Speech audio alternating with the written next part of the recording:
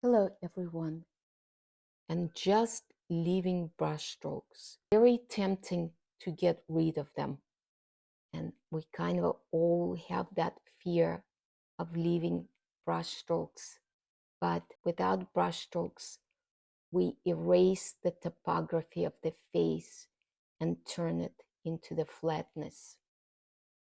Resist your compulsion to negate the shadows, to take the shadows away. It's a very common problem, is that you might start with a strong shadow, but then as you painting and you adding your transitions and you adding your reflective light, at the end of the painting, the shadows either became too small or too weak to really make a difference.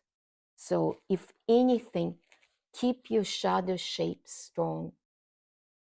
And here we'll lose the definition of it and then maybe find the definition later. It's not easy to lose things, especially when you kind of have found them, because there's certainly a fear factor saying like, oh no, I already have it. Why do I need to lose it? But that's because in order to unify something and bring it to its simplicity and make something look bigger, you need to lose the smaller parts and then decide if you need them back or not. You might like the simplicity of your portrait without having them. Bring the color in, connect the shadow of the eyelid into the eye.